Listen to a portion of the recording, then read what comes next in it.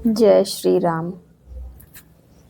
श्री राम ने अपने गुरु विश्वामित्र जी से पूछा, संसार को पवित्र करने वाली गंगा नदी किस कारण से 3 मार्गों में प्रवाहित होती है?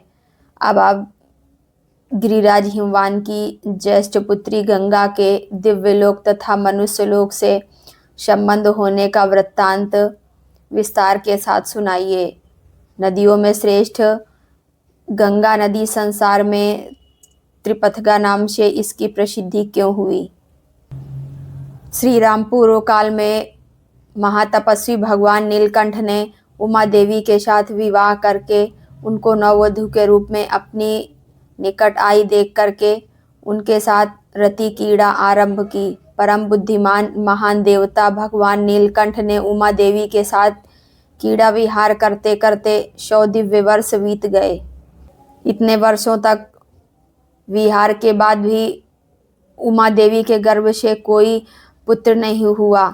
यह देख करके सभी देवता उन्हें रोकने का उद्योग करने लगे। उन्होंने सोचा, इतने दीर्घ काल के पश्चात यदि रुद्र के तेज से उमा देवी के गर्भ से कोई महान प्राणी प्रकट हो भी जाए तो उनके तेज को कौन सहन करेगा। यह सोच करके सभी देवता भगवान शिव के पास जा करके उन्हें प्रणाम करके बोले, इस संसार के हित में तत्पर रहने वाले महादेव सभी देवता आपके चरणों में मस्तक झुकाते हैं। इससे प्रसन्न होकर के आप इन देवताओं पर कृपा करें। ये लोग आपके तेज को धारण नहीं कर सकेगा, अतः आप क्रीड़ा से निवृत्त होकर के उमा देवी के साथ तप कीजिए। तीनों लोकों के हित की कामना से अपने तेज को अपने आप में ही धारण कीजिए। इन सभी लोगों की रक्षा कीजिए, लोगों का विनाश ना कर डालिए। देवताओं की यह बात सुन करके भगवान शिव ने बहुत अच्छा कह करके उनका अनुरोध स्वीकार कर लिया और फिर सभी देवताओं से इस प्रकार कहा, उमा सहित मैं अर्थात हम दोनों अपने तेज से ही तेज को धारण कर लेंगे। पृथ्वी आदि सभी लोकों के निवासी शांति लाभ करें। भगवान शिव ने देवताओं से कहा, यदि मेरा सर्वोत्तम तेज क्षुब्ध होकर अपने स्थान से स्खलित हो जाए तो उसे कौन धारण करेगा, यह मुझे बताओ। भगवान शिव के ऐसा कहने पर सभी देवताओं ने भगवान शिव से कहा, भगवान आज आपका जो तेज क्षुब्ध होकर के गिरेगा उसे यह पृथ्वी देवी धारण करेगी। देवताओं की यह बात सुन करके महाबली देवेश्वर शिव ने अपना तेज छोड़ा, जिससे पर्वत और वनों सहित यह सारी पृथ्वी व्याप्त हो गई।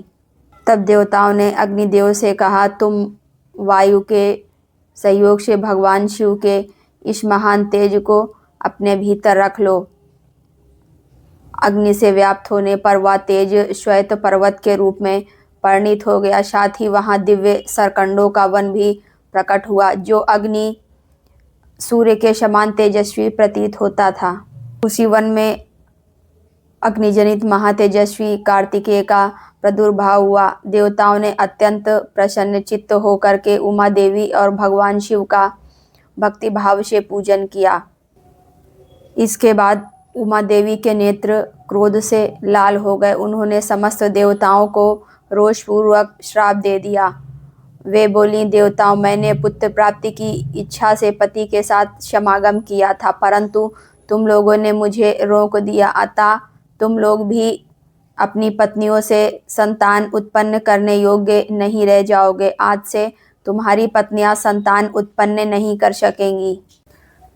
सभी देवताओं से ऐसा कह करके उमा देवी ने पृथ्वी को भी श्राप दे दिया, तेरा एक रूप नहीं रह जाएगा, तू बहुतों की भार्या होगी। तू चाहती थी कि मेरे पुत्र ना हो, अतः मेरे क्रोध से कलुषित होकर के तू भी प्रसन्नता का अनुभव नहीं कर सकेगी। उन सभी देवताओं को उमा देवी के श्राप से पीड़ित देख करके भगवान शिव ने उस समय पश्चिम दिशा की ओर प्रस्थान किया।